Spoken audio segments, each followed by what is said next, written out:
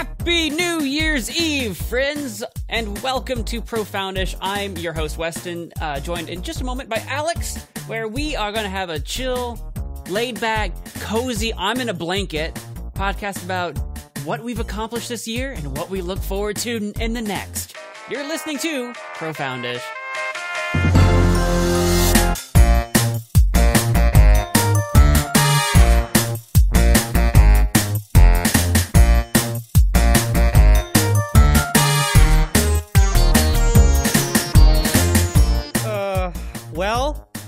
Here we are. Once again. Here we are. Once again. No. I'm torn into pieces. Something like that. No, it's here I am once again. Here I am? Is that what it is? Here I am. That makes a big difference. And it's just, to me, it feels different. Compared to here I am once again. It's like, it's much more personal, of course, because it's here I am. But it's like, here we are once again. It's like, it's almost more positive. Like, we're together in this. We're falling to pieces, but we're going to make it through, you know? Right. Very, very, like, leading the charge. Here we are, once again. We're falling to pieces. I'm going to try to find... you use Instagram more than me, I think. Is there a section that's like your recent likes? Is that a thing on Instagram where I can look at things I've liked recently? Is that a thing? I don't think that's easy to get to anymore. So I don't know the answer. Shoot, in fact, I think it was taken away because you used to be able to. There used to be a feed where you could see what everybody else liked too, and it was really weird and controversial for like a year, and then they got rid of that. Well, shoot, because I was going to read you. Yes, discard favorites list. I was going to read you this this picture that I saw on Instagram, and I liked it because it's like it's two songs smashed into one, and I just thought it was really good, and I'm never going to be able to find it now. No, what? There might be a way it's just hidden, but what were the songs? Do you remember? Oh, Your Activity, likes. Hang on, there's a chance. I'm a goddamn genius. Oh, yeah, here we go. Oh, yeah, there it is. I saw Mommy kissing Santa Claus. Now they're going to bed, and my stomach is sick, and it's all in my head, but she's touching his chest now. Oh... that song, so I love, like, there's one that I love of that song where which that is funny, but there's one where it just repeats. What is it? You know, okay, I'm drawing a blank on the words now. I know he's calling a cab or whatever, but you know, like those song memes where they'd repeat, like they'll just repeat one line once the line happens, like Mom Spaghetti. That's probably the most iconic, right? The Eminem Mom Spaghetti. There was one for that, and it's just, and he's calling a cab, and he's calling a cab, and he's calling... I don't think it's that word or that phrase, but there's... You know, it's funny. In my head, it's so hilarious, and I can't communicate it to you because I can't remember the line. I completely understand, because if I couldn't find that picture on Instagram, I was going to give up. I'm like, I can't explain it to you because I don't remember. Well, we just passed Christmas, but this is one of my favorite ones I found, too. And if I'll find it, I'll send it to you, because it just loops the music, and it's, you better watch out, you better watch out, you better watch out, you better watch out. That got hilarious. I was thinking of that song just today, and I'm like, it's funny that song starts with a threat. I know. It's like, you better watch out. I'm like, oh no. In fact, I wonder if you look at those lyrics, if it stays threatening if you use that tone. Because he's like, or at least this is weird, ominous feeling, because he sees you when you're sleeping. He knows when you're awake. Yeah. You know? Like, it's presented very sing-song, like children can like sing along to this or whatever. But it's like, you think about it. A guy, like, you're being told, you better watch out. He knows where you are. He knows your routines. Like, this is just the story of a stalker who will, in fact, break into your home and leave you little gifts, which is like super freaky. Right now, I've got it pulled up here. We're post-Christmas, everybody. We know it, but this is going to be a reason why maybe we should consider not celebrating it next year. Ready? Oh, no. Listen to this message. You better watch out, and you better not cry. You better not pout, and I'm telling you why. Santa Claus is coming to town. He's making a list, and he is checking it twice. I mean, think about this. He's diligently checking this list.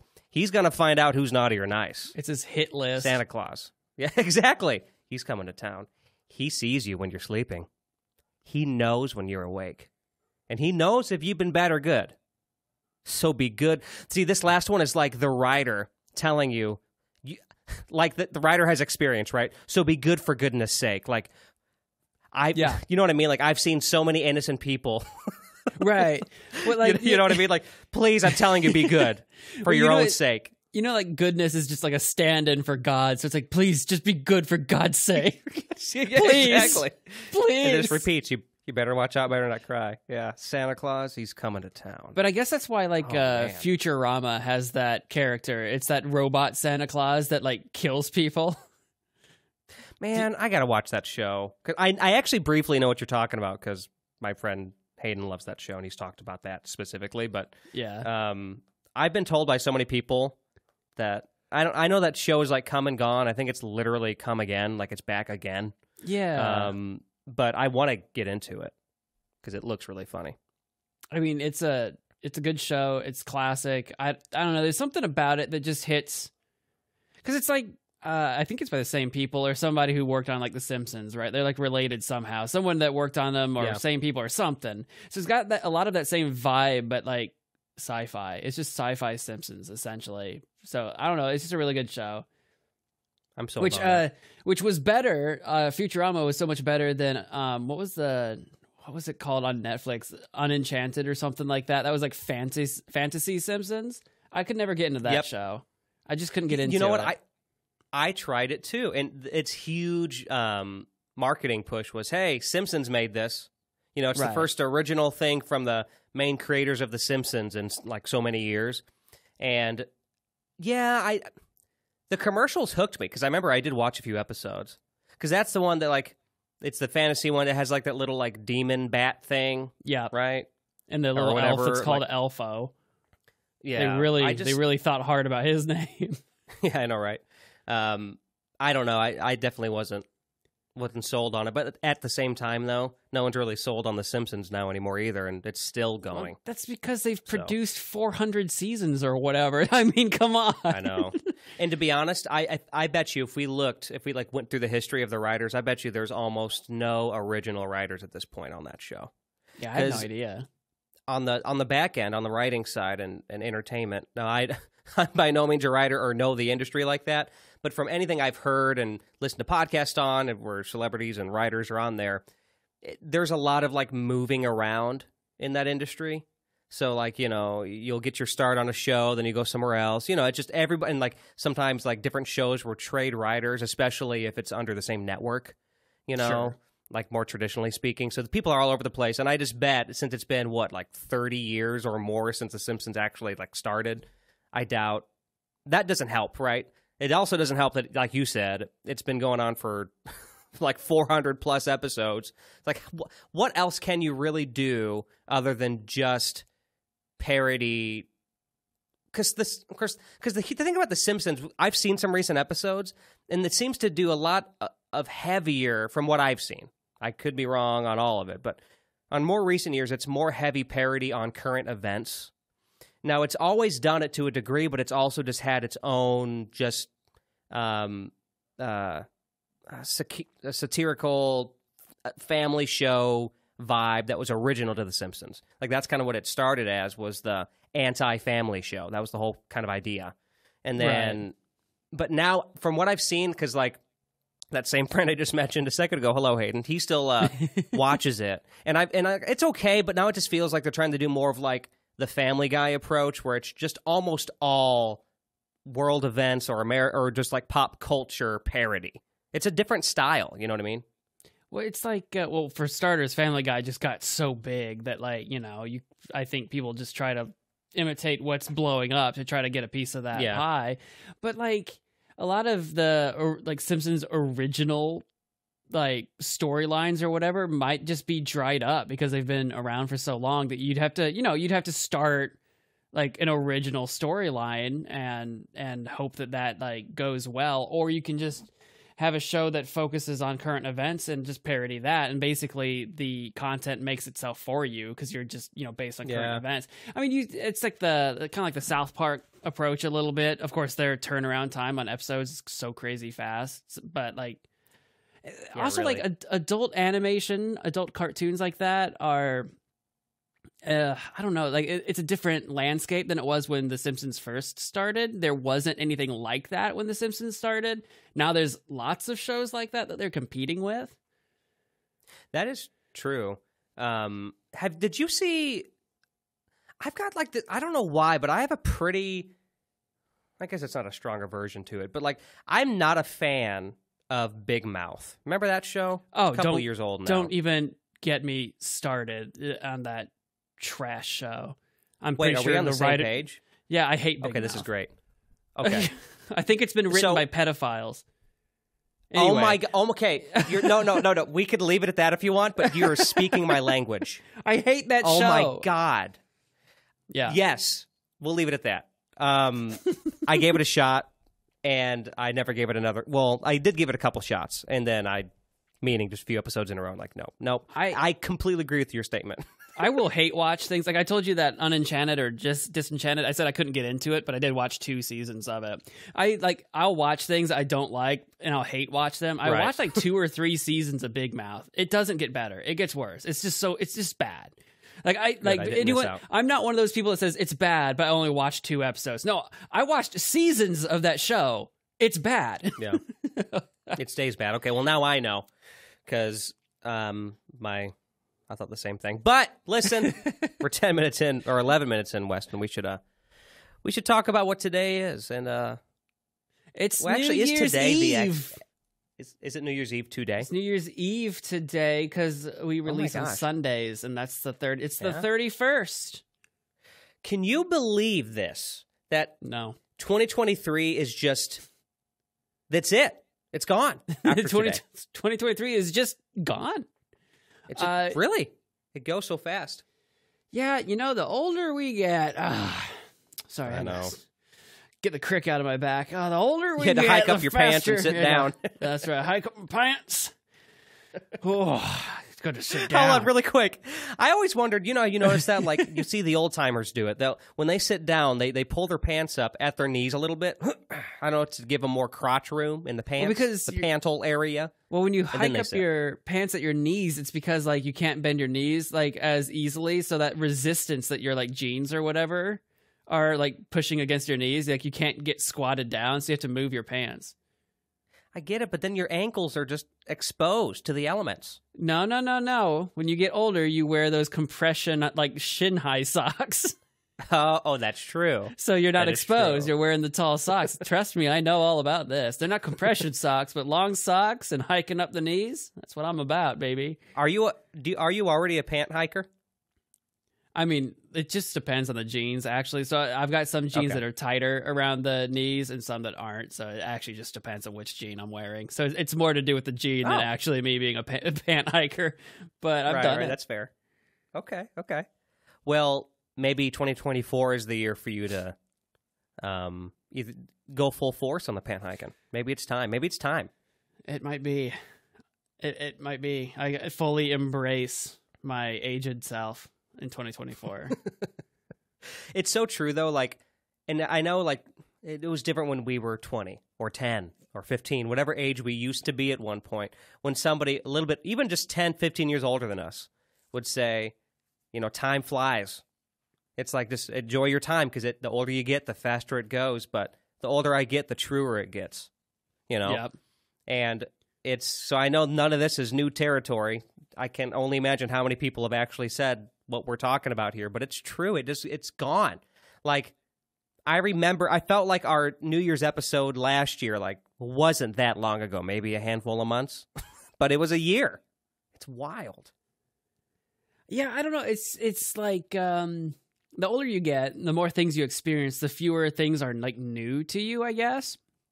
So, like, whether or not you're living in a routine or not, there are fewer new things to slow down your perception of time. When you're a kid, everything's new. So everything is, like, crazy important to you. So you're just hitting memory after memory after memory, like, even to the point where every single day is a brand new world to you that you just don't understand and you're experiencing for the first time.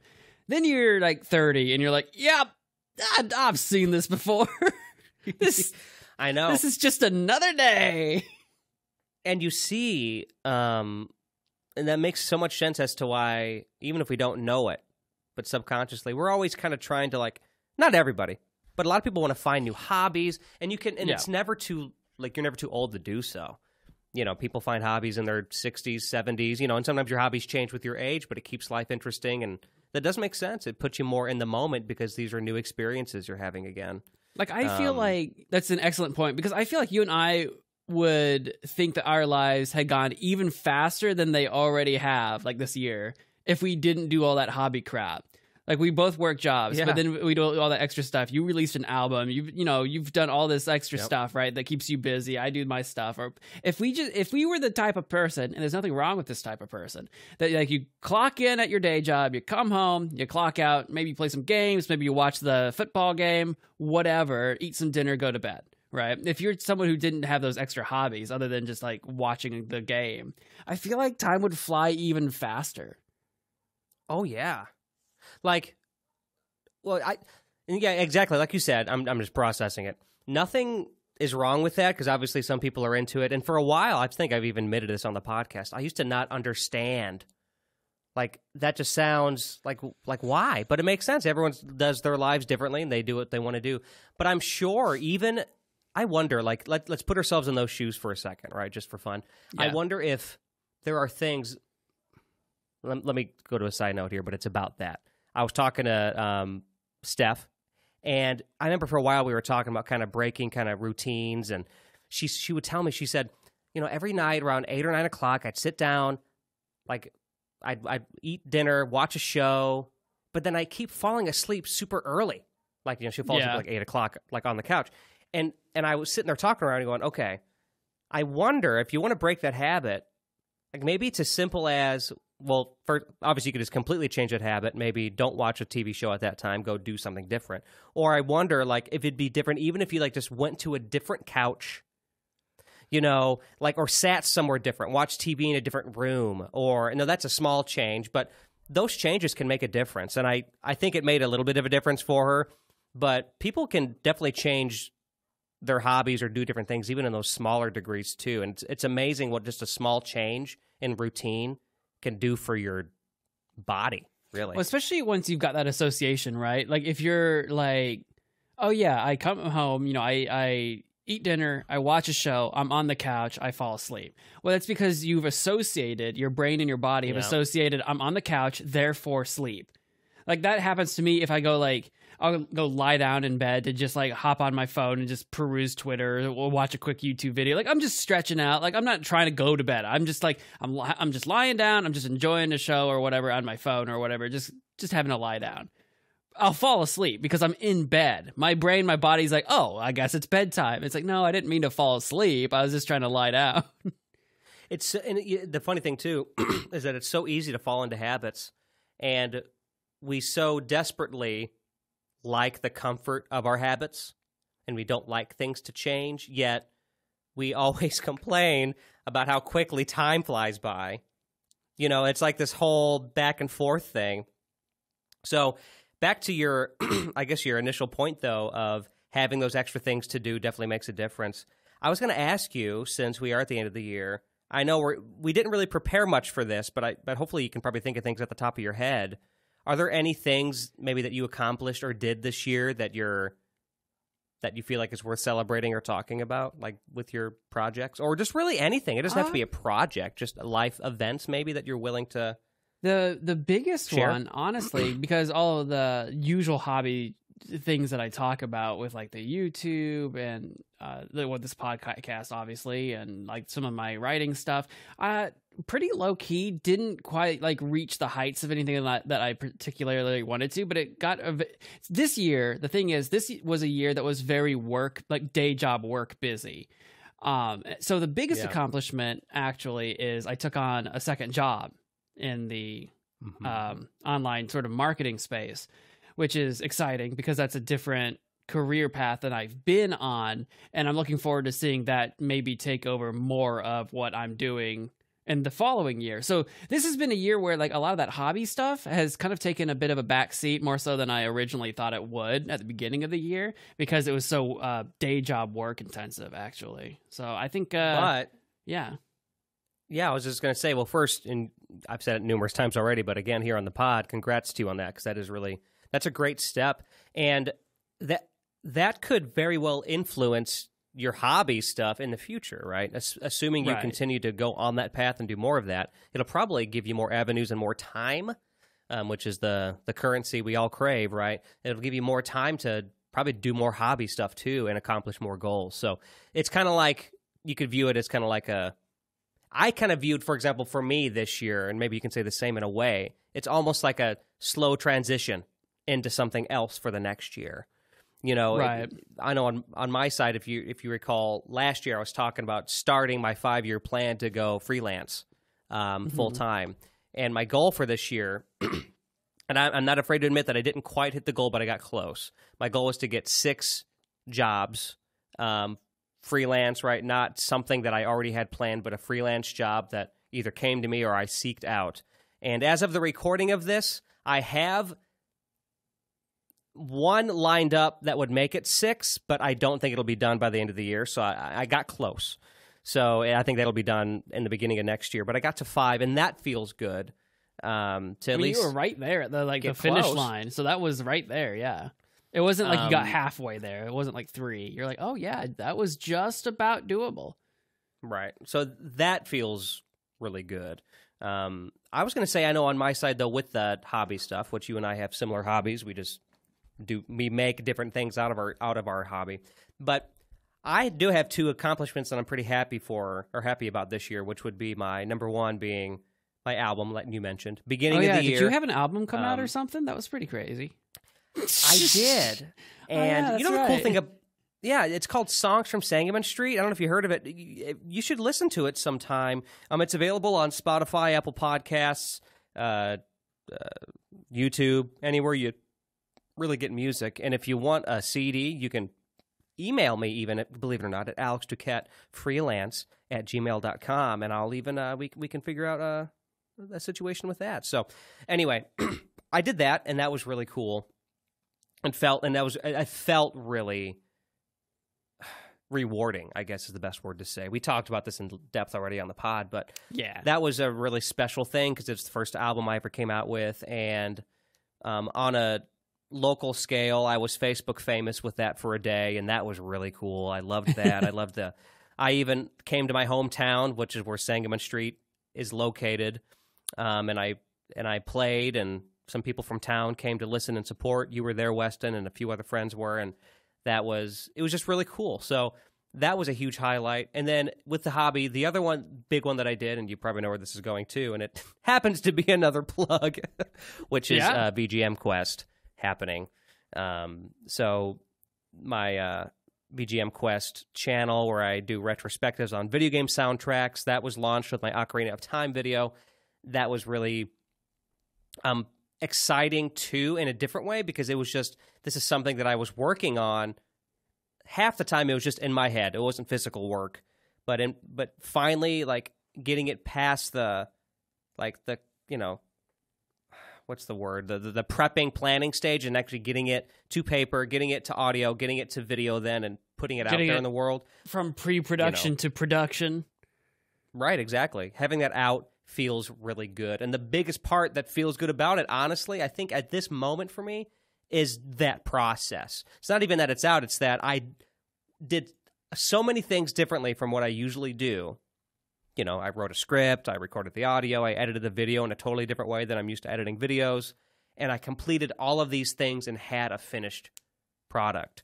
So, yeah, that felt really good too. So I think for me, the 2, like, project, hobby-related things, those would be my 2, I guess, big 2023 things. So I'm pretty happy with how it ended up going this year, I think, for the most part. Yeah, and I'm looking forward to the second album that you're dropping next week in 2024. And then, of course, your next episode of VGM Quest.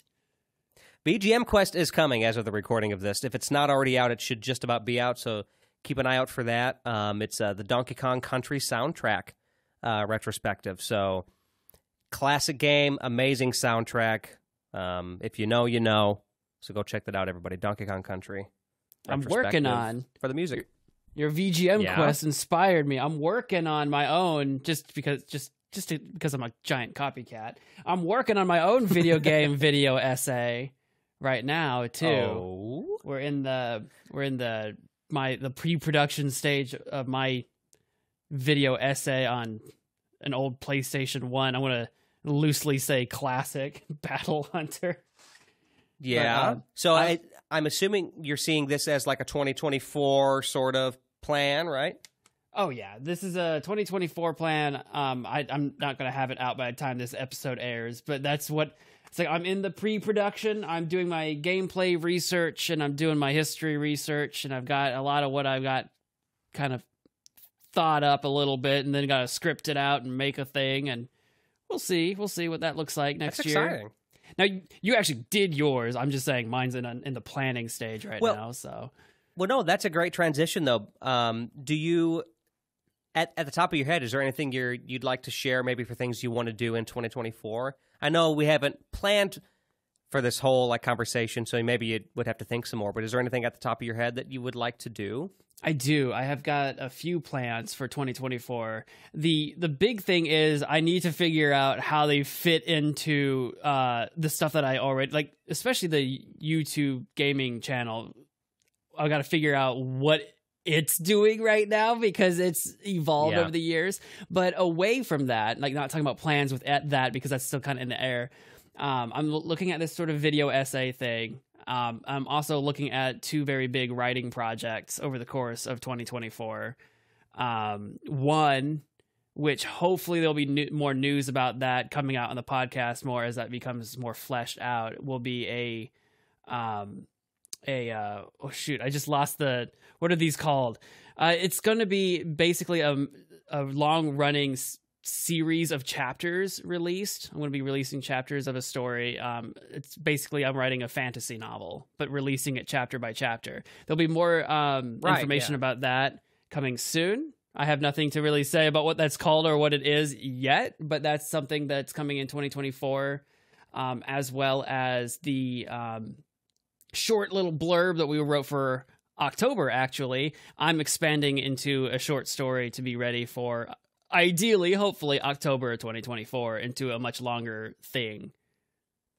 Those are both super exciting. So I got two big writing projects, which makes like this as your friend and a fellow creative, really both. It makes me feel really good to hear that because writing's always been such a strong suit of yours. So it's good that I think you're in more ways than one. Now that I think about it, putting a lot of your creative flow into that. I think that's great. And in different ways. You know, you got this video essay that you're working on, plus these, which is totally different versus these other two things you're working on. So that's really cool, man.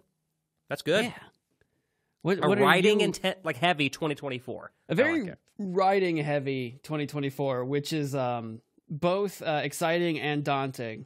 Because writing is something I do enjoy doing, but it is also something where if all goes well, the plan to like really put substantial works out for as much of an audience as I can reach is a little bit more daunting, as opposed to like I already do my little poems that I do on my haiku blog, right? Like those shorter pieces of work, and they're poems, so they're very like subjective and like that kind of thing I'm used to putting out there, but much more long form stuff I don't really put out into the wild. So I'm looking forward to seeing I'm looking forward to seeing that happen, but it is a more daunting task in and of itself. Sure, yeah. I know I think you're about to ask, and I think I cut you off on accident, but you're going to ask me about my 2024. And yeah, it's funny because I just said, hey, I don't want to put you on the spot, but what about your 2024? I definitely would have to give it some more thought, but just at the top of my head, this kind of goes back to kind of, I guess, really just the overall general work stuff, back to like the freelance and everything. I kind of made a decision this year during my freelance exploring where I really want to focus on music composition, I had one single gig so far in my career doing video game music, but that was such an incredible experience and my favorite project I've probably ever done, like in the history of ever for me. And just because it's like my two loves coming together, and I'm really putting a focus on that. And I'm not setting any goals because that's a very competitive space, as you can probably imagine. But what I do want to have, what I am kind of wanting to focus on is my presence in that space in 2024. Because, you know, social media and specifically, right? I have a social media account that I'm slowly kind of growing and building up, and I'm going to put a lot more focus into it. That really focuses just on me and my journey to doing more video game music composition. So that'll get me in more connections with game developers, and you know, I also want to kind of join groups and just kind of be in those circles more.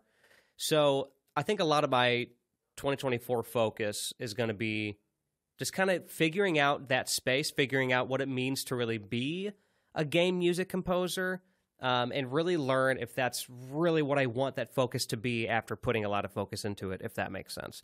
Because sometimes you don't necessarily know exactly what you want to do until you're really kind of thrown into it. So this is the year for me to figure that out, get in those spaces and learn, like, yeah, this is definitely the niche I kind of want to enter in my freelance.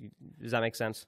I mean, I think it makes sense. It's actually weirdly a long time coming, because you'll remember this. A long time ago, I was working on some video games of my own.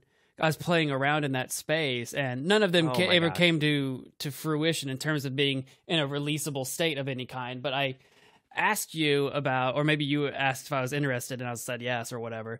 But anyway, getting you to do some music for one of the games I was working on that was like a side-scrolling platformer, where each level you kind of like, you were like this tiny little experimental robot dude that like every level you unlocked like a new part that gave you a new mechanic to like go to the next level with. But anyway, you made some music for that game, and I don't actually know what I did with it. It's in a file somewhere, Lord knows, probably on a hard drive somewhere. Right. But you made some music for that, and that was all the way back in like 2013-ish, something like that. So that's like 10 years ago. So actually this has been kind of a long time coming for you to like really throw yourself into giving a good shot at. Yeah, you're right. I actually remember that very well. I remember I was heavily, 2013 sounds right, because at that time I was heavily inspired by Minecraft. So I gave you like a very Minecraft inspired song. I remember that. And that was actually really fun. And just the idea of not making a song for like your YouTube channel or making it for a video, it was for a game. Even if the game never came out or whatever, it was just really cool. In fact, that's kind of a similar thing that happened with my first paid job doing that.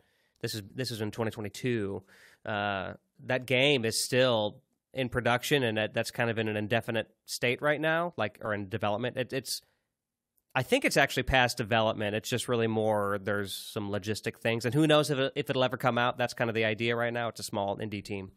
But just doing it and seeing a little bit more into that process and working with a developer was such a cool experience. So, yeah, it's a long time coming because of what I did with you, and also just because I love video games and I love music. It's similar to VGM Quest. Like, why haven't I done it sooner? I don't know.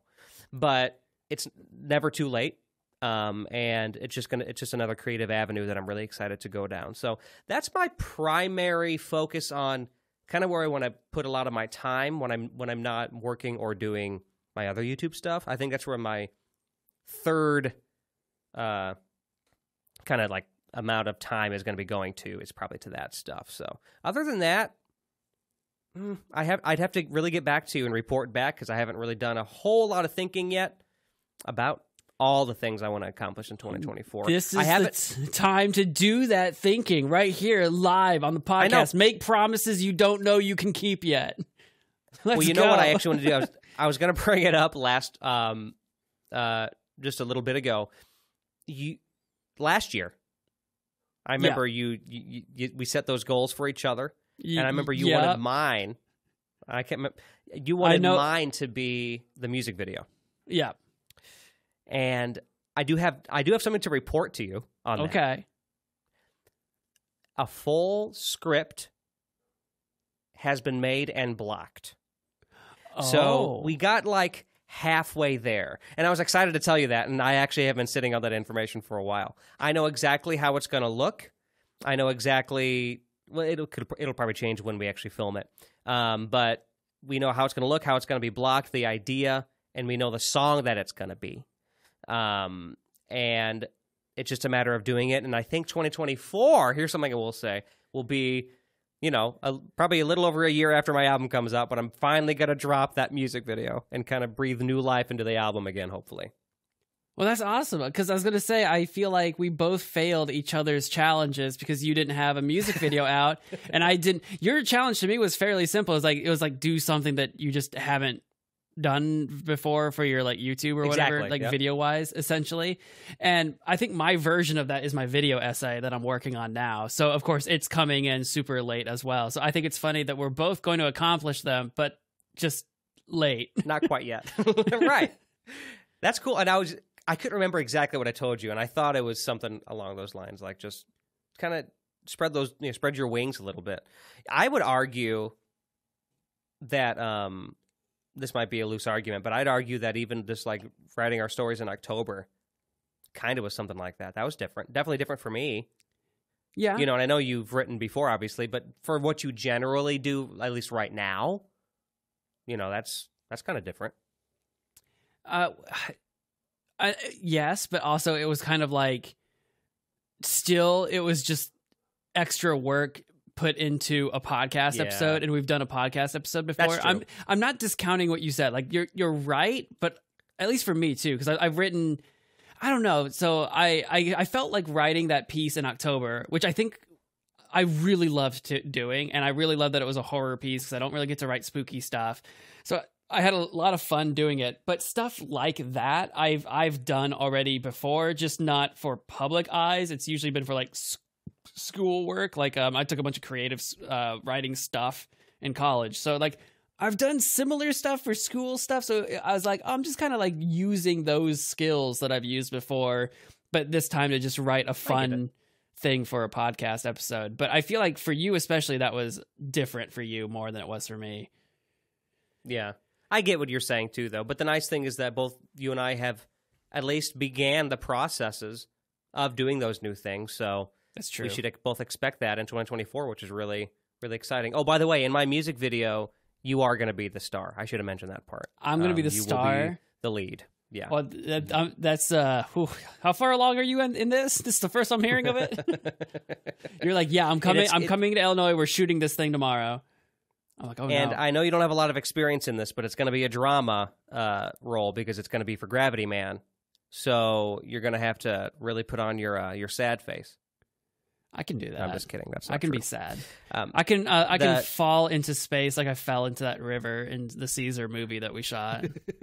You know, let's just take that old footage and then just like crop out the water and just make it space instead. Yeah, I That'd think be funny. That would actually work. Pulling that specifically would be funny. Because nobody would know. It's like, is this Weston 15 years ago? in bed sheets? And the answer to that is yes. Yes, it is. Yeah, it is.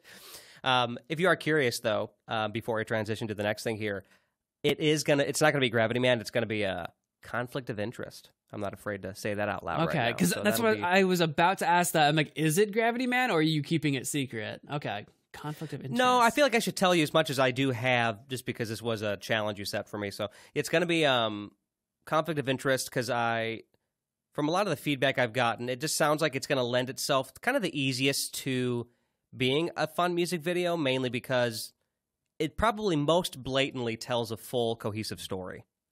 The other songs do, but that one just kind of spells it out. So it gives us kind of the freedom to, you know, maybe it shows me playing, but then it can also tell that story. We'll see. There might be a few things changed, but a script is made, so that's pretty cool. But yeah, so that's that. Weston, before we're gonna go to a quick break in a second, and we're gonna come back and maybe do some trivia, maybe some not 2023 trivia, but some New Year's trivia in general. Okay. But before we head over past the break? Is there any other final 2024 or 2023 things you want to share? A lot of pressure. I don't think so. Other than ideally, hopefully, by the time this episode's airing, our actual Profoundish Patreon ad will be inserted shortly. It will be. You have my word on that. Okay. Yep. Weston was like, oh, he said it, not me. He said it. Okay. I said, Alex edits these. I said, let's make promises we don't know we can keep. Let's do it. Let's do it. We're all for it. Patreon, listen to that ad. We'll be back with some New Year's trivia.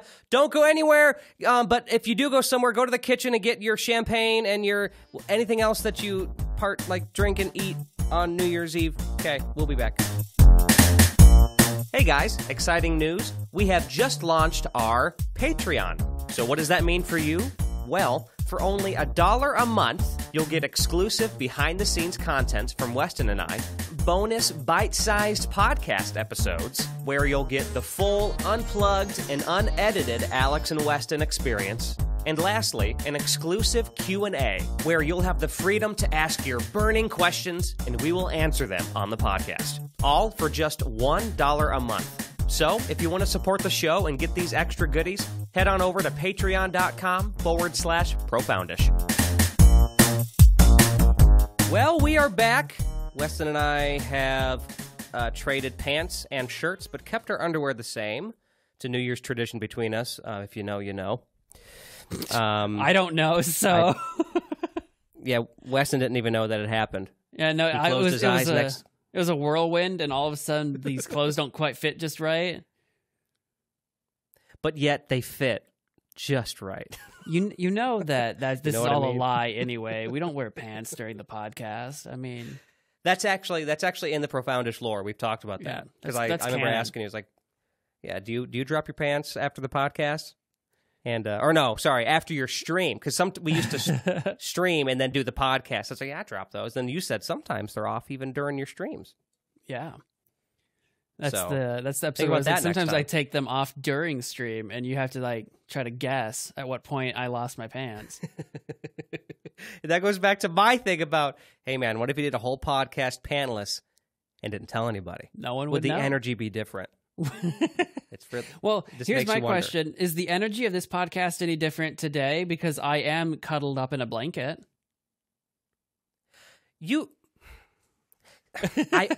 Okay, you should do something similar to that another time, but don't tell me what you're doing, I'm trying to think how maybe we could test it, because now I could easily say, oh yeah, you sound a little warmer. You sound a little friendlier, right? I could say that, but I have the context. You sound so maybe comfy today. Right. So maybe another time you should do something different and say, okay, Alex, my attire or what I'm wearing or what I'm not wearing, something's different. Yeah. Right. What do you think it is? Can you tell that I'm wearing gloves today? What? It's yeah, you definitely sound like your hands are warmer. It's what the hell does that mean? Weston, right here we got some New Year's trivia. This is from antimaximalist.com, everyone's favorite website. I've definitely heard of it. And we got some New Year's trivia, so I thought we could just go through some of these just for our remaining time, just to see what we know. I think it ranges a lot. Some of it's year stuff, some of it's things that were released on New Year's, right? It's pretty loose on what it's about. But it's all about, I think, technically the first, not New Year's Eve. So, sure. Here we go. You ready? Here we go again on our own. On my own. I love when we sing together. I want us to sing more in 2024. Sing together more. That will be our challenge to each other in 2024, is that we have to write and produce a song, a duet, and then make a music video for it. I don't know if we should go that far. Logistically, that's already pretty true. Well, I mean, we could do me, Earl, and the girl. Earl, and the girl. Yeah, that's what I was thinking. Yeah. Actually, dude, we have so many things that's going to be that we need to do for merch on our Patreon. Oh, me, Earl, and the girl would be a great shirt. We have so many jokes that would be perfect for shirts. Oh, it's going to be so good. Eventually, me, Earl, and the girl.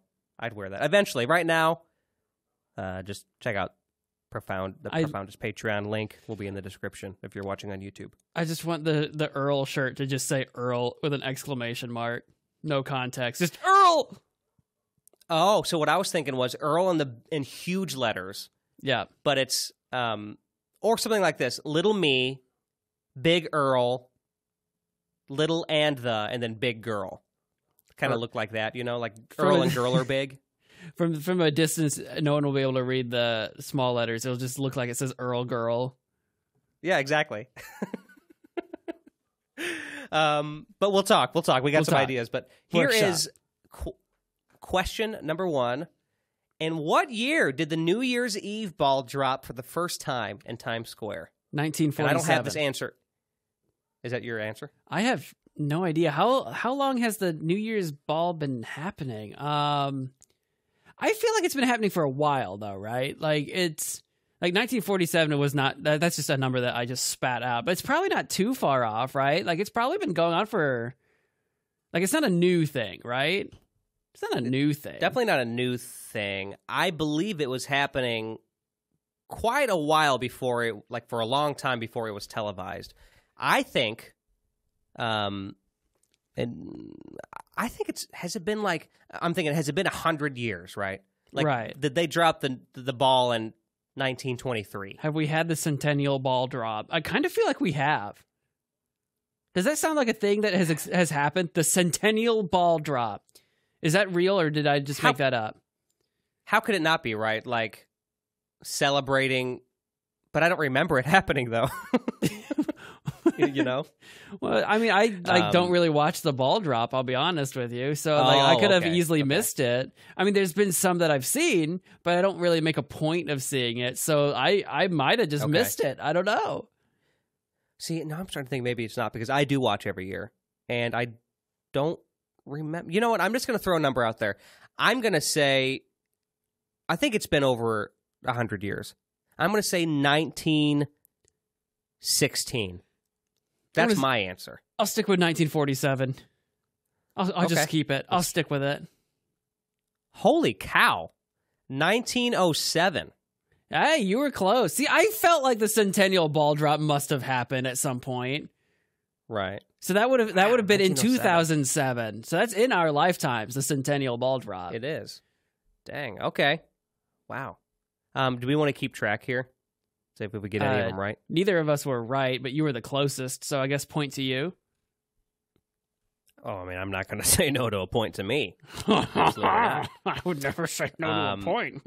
Tasty. That first part of your noise, you went, I thought, okay, wow, okay, Weston's a Frenchman now. Escargot, fromage. I don't know where they're going to get this data from, but here we go. Here's question 2. What percentage of Americans will make a New Year's resolution? This is a statistic I feel like I've seen before, and it's actually like less than you'd think. But then the whole, like, how many people actually stick with it is like exactly what you'd think. It's like almost no one. So right. I'm going to say I'm going to say 50%. What? That sounds low. I know. I feel like fewer people actually bother to make them than you realize. Maybe you're right. Yeah. Okay. I'm going to shoot a little higher and say 60%. And the answer is, oh my gosh, you were closer. You get a point. It was 45%. Wow. I thought it was something like that, where it's like not actually very many people do. It's like definitely a talking point. Everyone talks about it, but you always hear about it like on radio or on TV, media, where they need to have something to talk about, right? So it's like they talk about, resolutions. Heck, we did it last year on this very podcast, but most people that aren't in media aren't thinking about it. They're like, I'm just going to keep living my life, man. I'm just going to keep doing me. That's true. The media and like even just talking with your friends doesn't necessarily represent the entire public. Right. So, I mean, yeah, that makes sense. It's just so ingrained during this time of the year, you just kind of assume. So, yeah, that makes sense. Even for me, there's been plenty of years where I haven't set resolutions. I'll talk about it, and then I'll never really like write it down and try and manifest it and all that stuff. I would just kind of casually think about stuff, you know, so you may not even count that as a resolution. So, yeah, that's totally fair. I get it. I never like make my resolutions on January 1st. I usually like use January as like, well, what am I trying to change? And I try to like plan it out and plot it out. And I like use January to figure out what my resolutions should be. And I don't know why it takes so long to make them because I don't follow through with them at all. So it's so tough, man. I mean, Yeah. I'm in the same boat as you in many ways. Let's do a few more here. We got number 3 for approximately, if I can say the word, for approximately, there we go. How many years have people been celebrating the new year? So I think this is just period. It doesn't mention like Americans. It just says how many years? Well, at least since 1907. At least since 1907. At least since 1907, because that was the ball drop. Yeah. Right. So I don't even quite know I bet where to it's go been with this answer. Well, because like just celebrating the new year. I mean, how long has January 1st been the new year? Like, I bet people Right. have been celebrating like, it's a new year for quite some time, right? I don't know if it was like a holiday necessarily, but I bet people have been celebrating it, right? Do you have a number in your head? I'm just gonna say 1807. 1807. I like it. 100 years before the ball drop. Why not? You know what? I'm gonna go back farther. Yeah, I'd be okay. I'm gonna say 1707. That's what I'm gonna say. Okay, I think back in the 1700s, long before the very founding of our country, I bet people were saying, you know what? It's the new year. I bet it's even further back. It's going to be like, I'm going to say it's probably 1478, but I'll stick with my number. For some reason, there was a lot of confidence in that year. I liked it. I swear to God, if you say 1478, I'm taking the point. Well, hell yeah, you should take the point. I am looking at it now, and we're both way off. This answer, at least here, says 4,000 years. So Good how many years have Lord. people been celebrating the new year? It says 4,000 years. When That was like the 2000 BC? When was what's the name of the calendar we use? I'm having a stupid right now. The Gregorian calendar. When was that like established? Not in BC. Of course, then again though, I guess it's just the new year. That could Right. have meant something different 4,000 years ago, obviously, compared to now, and even when it was. So I guess that checks out. I mean, we were severely off. The Gregorian calendar was instituted by Pope Gregory the 13th in 1582. Right, so that was like a lot of years ago, but not 4,000. Definitely not 4,000. 4,000 is a lot more than I was actually expecting. I mean, it like Yeah, me too. To some degree makes sense because it's like, well, yeah, just a new year, even if it wasn't January, because I forget the history of the calendar, but like months have come and gone and like things have been rearranged over the millennia that mankind has tried to account for time. But like some concept of a year existing has like existed for a long time in the consciousness of people's minds. I mean, for as long as we've been like farming, we've kept track of years, at least as long as that, right? Because, you know, food cycles. I want to say neither one of us gets a point for that one, though, since we were both thousands of years off. Yeah, I agree. That's what I'm going to say. Yeah, even your 1473 was still pretty far off. It was 1478. Thank you very much. Sorry. I was giving you too much credit by saying 1473. I know, 5 years too much credit. Okay, this one's a total departure here. Which famous author, known for his romance novel The Notebook, was born on New Year's Eve in 1965? What's that guy's name? Jordan Sparks? I think it's Jordan Sparks. I know the name. That's a name that sounds that sounds like a name I've seen or heard somewhere. Jordan Sparks. Sparky, I call him. That is a singer. It's a female singer. Sure. She, it, they also wrote The Notebook. Oh, wow, what a career. Do you have any other? Because I do know the name for certain before even clicking on it. I know it. Do you have another guess for Sparks? Is right. Do you have a guess for her first name? Oh, I thought. Okay. It's not Jordan Sparks. Oh, well, shoot. That's what my brain wants to believe it is. Is it Norman Rockwell? No, that's the painter. Sparks is right. I can't think of another name. Jordan's and actually, only one that feels right. Like Jordan, Jamie, Jacob. I'm just naming other Jingleheimer names. Schmidt. Jacob Jingleheimer Sparks. His notebook was my notebook too. All right, I'm giving you a final shot here. Jeremy Sparks. Or Jeremy Sparks. I bet it's Robert. Unfortunately, you're in. It is Nicholas Sparks. Nicholas! That sounds familiar. That sounds right. Old St. Nicholas Sparks. That's right. Santa wrote the notebook. I don't know how I know that name because I never read the books. I mean, it was a huge book, and then it was a huge movie. Every woman that has existed at the time that movie came out has seen it. So, like, that's why you know that name. I almost knew that name. I just couldn't remember Nicholas. I was that close. Oh, goodness. All right, so where are we at for points here? Well, technically, you said you knew the answer, but you didn't say it, so I can't confirm that you lied or didn't. So we're tied 1-1. No, I knew it. I swear. I said it before I looked at the reveal answer button. I swear. I can. There's no proof of that, Pixar. It didn't happen. I can't. I'll give it to you. You've got 2 points. I've got 1. Thank you. Thank you for just the New Year's spirit is strong. Okay, let's do a couple more. Sure. This one will be interesting. Who is the woman typically credited with sewing the first ever American flag who was born on New Year's Day in 1752? That was that, I know this name. This was someone I did like a little report on in like elementary school. I was going to say, I remember learning about this once like 20 years ago. I feel like it was, but the name that's coming to my brain is Betsy Ross. Okay. So that's what I'm going with. I think the name is Retsy Boss. Hey, now, hold on. Hold on a second. Let's find out. Great job. That is it. Betsy Ross. Hey! That's my, like, 4th grade, like, character report kicking in. Wow. Good job. Betsy I would not Ross. have... Man.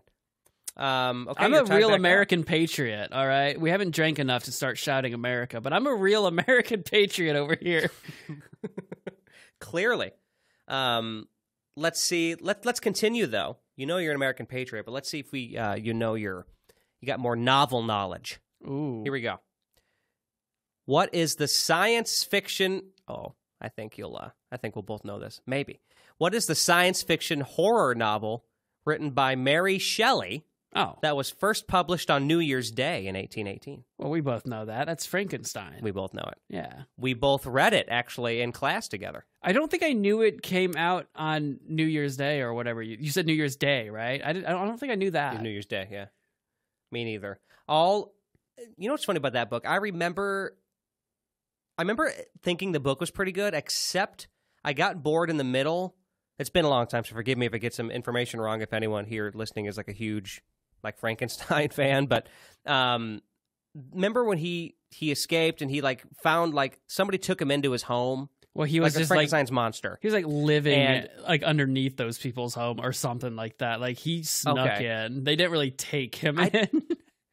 Well, I remember at one point they discover him there, and like he tells them his story. Yeah, and his story takes like 3 chapters or something. There's like so many stories inside of stories in that one because the whole novel is actually taking place from the point of view of a ship captain that discovers Dr. Frankenstein, who tells his story, which eventually gets to Frankenstein's monster, who tells his story. And so you're like stories inside stories inside stories. Right. It continues on, but hey, we both got that one though. Yeah. So that's cool. All right, we'll do like a couple more. How are we doing on time? Like another, I don't know. More. Like, Yeah, we do a couple more. Why not? So let's do this one. Okay. From books to underwear. Oh. Which country has a tradition of wearing red underwear on New Year's Eve? Denmark. Is that a real? Like, you sounded confident. I have no idea where to start here. It's the first country that came to mind. This is what. Okay, why does it fit though? Because they make really good underwear. Like, that just fits. It fits so well to me that I feel like it can't be any other place. Like underwear. Wow. I don't know. I bet it's not. I bet it's like literally Spain, and it has something to do with the running of the bulls or something. You know, bulls red. I don't know. It's probably something like that. I don't know why Denmark is the first thing my brain went to, but I'll stick with Denmark since that's where I went. I mean, that just sounds. Oops, that just sounds so right, but I don't want to pick like the same answer as you. So I'm trying to think of like another like country. Okay, you know what? I'm gonna say Norway. Okay, so still going with that sort of North European. Okay, I was thinking of something at least somewhere close by. I bet it's like Argentina, like literally the other side of the world. Well, it is Italy. Oh, okay. Apparently. Okay. I wasn't too far off with Spain. I mean, there's like some distance there, but like the romance portion of Europe. So it's not too far off. Yeah. I'd like to know why. I wish you would give us the answer as to why. Like, where did that tradition start? I don't know. Like, I'm with wearing like red underwear. I don't know. I can't think of anything culturally, but I'm sure there's something. And I also wonder, are they wearing the red underwear like on the outside? Or is it just one of those things? It's like St. Patty's Day here in the States, and it's like, are you wearing green? It's like, I'll pinch you if you don't. It's like, do you have to like show people you're wearing red underwear and you get pinched? Or, you know, I just wonder like you get pinched in the butt cheeks. How it actually you get pinched in the butt cheek. I'll pinch your cheeks. Well, that's kind of like even in America, most of the time, like when we think of stockings, they're like the red stockings. So that's like red socks that we hang up on a chimney, essentially. Yeah, actually, if you think about it. All right, I'm actually going to skip through a couple questions here just to find, because a lot of these aren't really interesting. I'm trying to find a quick, interesting one. Yeah, we're tied 3-3 right now. We are tied. Ooh, okay, this is fun, and I think we may have different answers. All right, here's our last question for our New Year's trivia. Denmark. What is? I don't know if you want to keep that answer.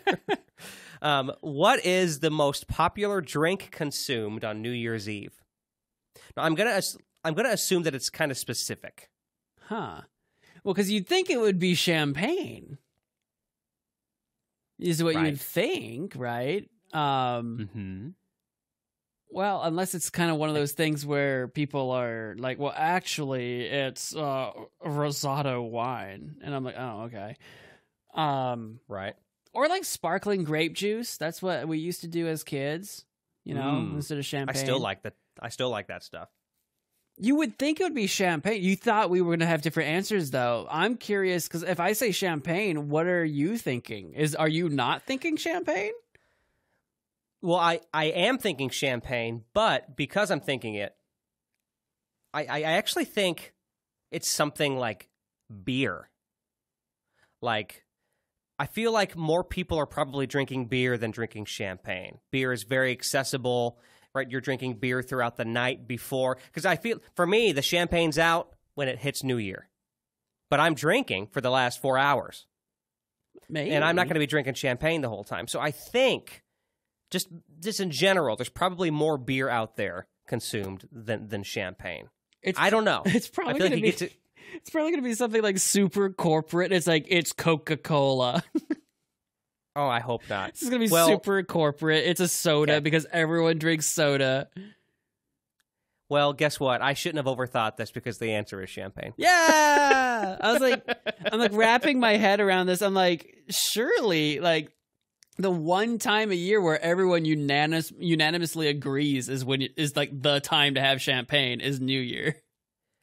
I just feel like, I guess, you know what this really says? It says, what is the most popular drink? I guess I should have read it, because if it were maybe the most consumed by ounce or something, I bet you it would be like beer.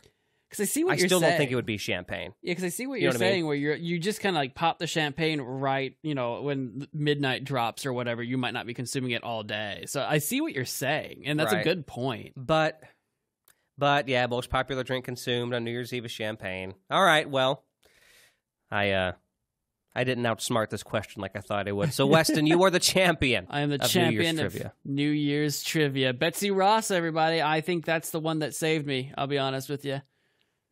Betsy Ross saved my life. Who'd have thought, huh? I'll say, too bad Who'd Jordan have thought? Sparks couldn't be there for me. Jordan Sparks, if you're wanting to hop onto the show, we'd love to have a guest. Yeah, sure. I don't know or who Nicholas you are. Sparks, for that matter. I thought you wrote the Notebook. No, you wrote some hit in 2008. What That's all I did Jordan remember. Sparks do? I'm going to look this up. Who's Jordan Sparks? Yeah, look it up.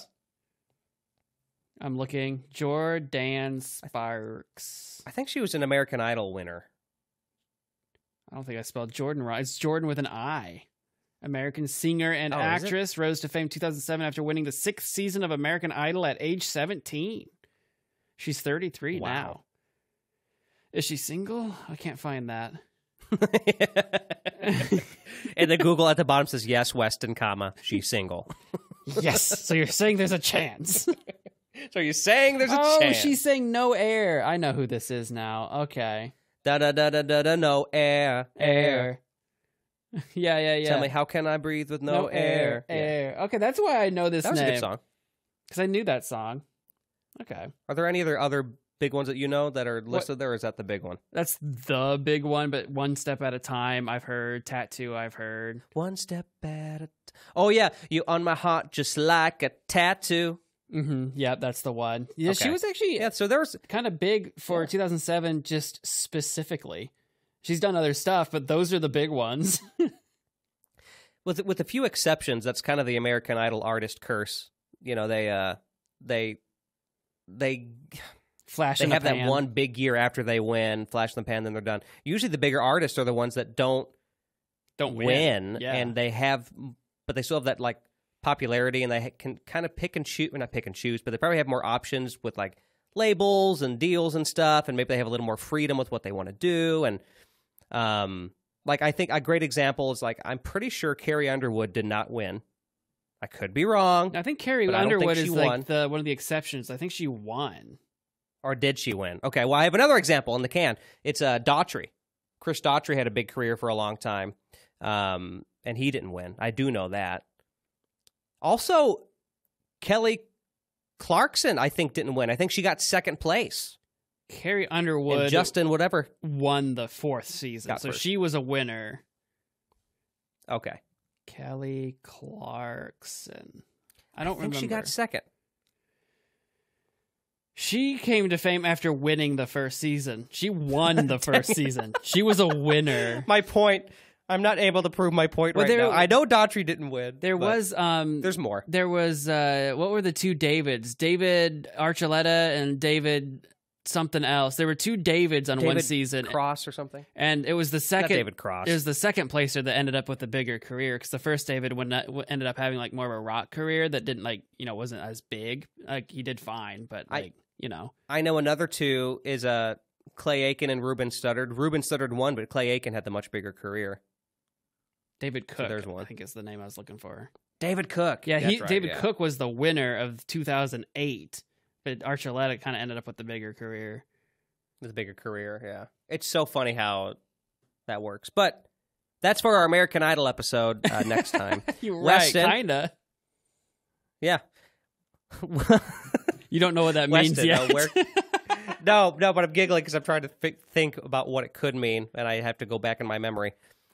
Where can people find you on the internet? I'm over here. Yoo-hoo. Oh, I'm well, waving. Go tell them hi. Hey, it me. I have a Hey. website where if you want to keep up with all the things that I do and possibly those things that I might be doing in the future that I mentioned. So check out my website, westonhasty.com. It's a landing page. It's got links to all the things I do. In particular, I do a lot of gaming on my gaming YouTube channel called Magic Man Mo. If you want to come hang out, maybe catch a stream, watch a video, if you're into that kind of thing. I do some light poetry blogging over on hastilymadedecision.com. But yeah, stay tuned for those future projects I'm working on. There'll be more announcements here as we go. Look forward to those because I know they're going to be really good, folks. On my side, you can check me out at alexduquette.net. Everything I do is there. The biggest thing that I do want to plug, though, today, since it's right around the time it'll be releasing, is my newest VGM Quest video. So if you're into video game music, retrospectives, learning a little bit, and celebrating some awesome video game music, go check out VGM Quest and go sub over there. It's kind of a passion project, and this really would mean a lot if you check it out. So Profoundish, however, you're already listening to it where you're listening to it, but did you know it's also available on insert other platform of choice? Meaning Spotify, Apple, YouTube. There's a couple weird podcast places it's available as well. So anywhere you're at on those places, feel free to, if you haven't already, leave a rating or leave a review. Those really help get our show out to new ears, and that would mean a whole lot. Also, feel free to check out our social media presence. We've got a couple places you can do it. You can do it TikTok at Profoundish Pod. We're still on Twitter. I say still. I'm sorry. I'm off Twitter, so I say we're still on there. But it's like, no, we're on Twitter, X. Yep. We're on Instagram. You're going to say something? No, I was just saying, yep, I'm over there on Twitter in charge of it. I'm the Twitter guy. He's kind of the Twitter slash social media guy for the most part. So go check out our stuff there. There's sometimes, if you're new to the show, if you go to those pages as well, we have little clips of some of our old episodes. You can kind of get a little taste of some kind of cutesy little things we've joked about over our past year and a half of doing the show. Then also, as we mentioned before, go check out our Patreon. Show us some support there. You might get a couple kind of cute little perks if you go check out that site. It would mean a whole lot if you supported the show. Yeah, we're at the point where it's early enough that you can kind of, if you get in early, you might kind of help direct exactly what we end up putting over there, because you'll have input, and you'll be one of the first ones. So we're building this from the ground. Yeah. In other words, we will do whatever you ask, no questions asked. Yeah, maybe we'll shoot that mythical No Pants episode over on Patreon. It's the Profoundish After Dark episode. It'd be so funny. Like, we promote that a lot. Like, hey, join us on Patreon and you will get, the No Pants episode, and it's still just audio. It's just audio. You just get to have the knowledge that it's pantsless. Oh, that's funny. That's all, though. We've overstayed our welcome. Enjoy your 2024. If you'd like to, feel free to share either your favorite moments of 23 or what you're looking forward to in 24. We'd love to hear that and continue the conversation. But for now, we're going to head out. And for the final 2023 goodbye. Well, before we go, Happy New Year. Oh. Happy New Year. Oh, we never said it, did we? Happy New Year! And now finally... And now... All right.